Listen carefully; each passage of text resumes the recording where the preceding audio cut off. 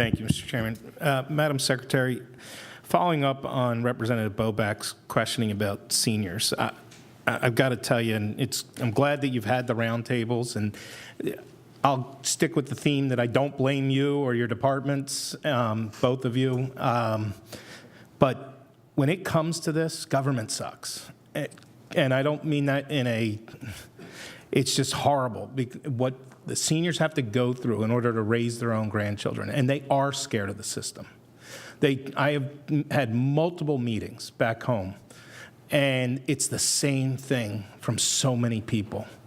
And it's, where do you go? How do I get that? You mean there's health care available for my grandchild?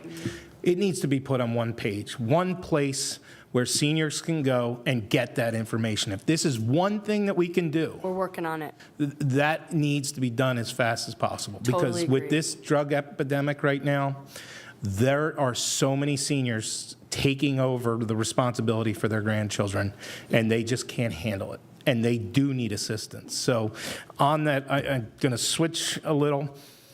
Are you aware that the federal government owes the Commonwealth millions of dollars based on the fact that we are not in compliance of the federal regulations called Title IV-E? And if we get in compliance, there could be upwards of $100 million coming our way. And there was a task force created back in, I think it was 2013, Act 55, that made suggestions. Where are we on those? Do we support them? I'm guessing we have somebody that needs to introduce themselves again and give a little information. Perhaps. My name is Kathy Utz, and I'm the Deputy Secretary for the Office of Children, Youth, and Families. And so I think that there's kind of two pieces in that. There was the Rate Methodology Task Force, which you are referencing. And part of what we talked about in the Rate Methodology Task Force was really how we could potentially look at the deferral of federal funds. I would say that it's not hundreds of millions of dollars. Now, 100 million, I'm sorry, I it's about corrected 48 million. myself. It's It could cap out at 100 million. It's approximately $48 million that we've lost over that period of time, and it's only a partial deferral on rates that are charged by providers that are over $200. And so even if we implemented the changes that were required through the Rate Methodology Task Force, we are not guaranteed from Do a you federal support perspective. those? Yes, and we have said that.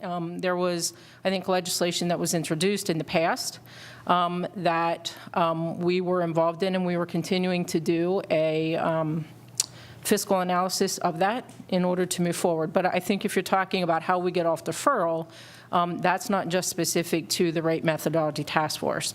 There was also an automatic rate adjustment factor that was built into those recommendations, so I think that would have to be part of a conversation with the General Assembly. Have you done those calculations? We have to go back, and I have to verify whether those are still the same cost calculations that we have done in the past. Okay.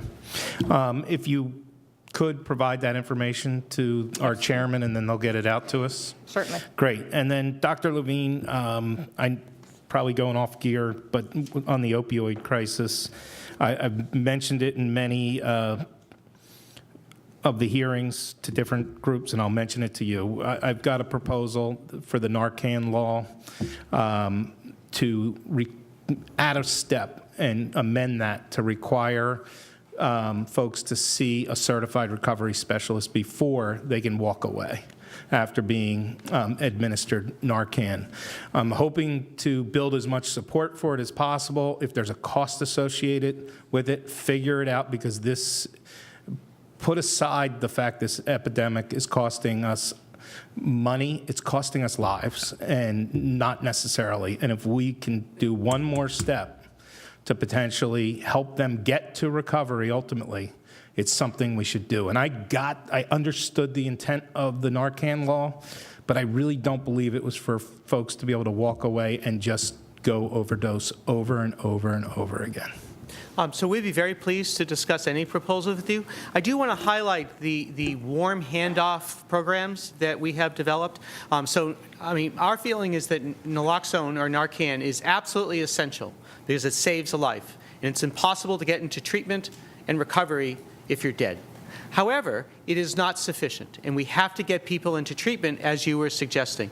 And so we developed, with the Department of Drug and Alcohol programs, a warm handoff clinical pathway. So that is a pathway for emergency departments to use. This was done with also the Emergency Medicine Association to get people into treatment. It involves that the emergency departments will be calling the SCA, that they will send someone, as you were suggesting, to the emergency department to work with that patient and family to get them into treatment. The problem is we're not getting them to the emergency departments. The police are going, they're doing it, they're saving a life, and they have to, and they're refusing to get in an ambulance. They're refusing. We've got to add a step. We have to. We are not helping these people. I think you're correct. I think that happens too often. But I do think that more and more are going to the emergency department. And actually, with money from the 21st Century Federal Cures Grant, we are having 6 regional convenings, and that includes EMS, it includes police, it includes the hospitals and emergency departments, it includes the SCAs, it includes the coroners, really all the stakeholders in the regions to talk about exactly what you've been mentioning, is how do we get people after they're resuscitated with naloxone into treatment. And so those regional convenings will be happening over the next 2 months. And I appreciate the meetings happening. We need action from those meetings. And Chairman Saylor said it today. What was it, 13 more this weekend or in the last week? It's just, I would love to know the statistics on how many of those people had been administered Narcan in the past. Thank you.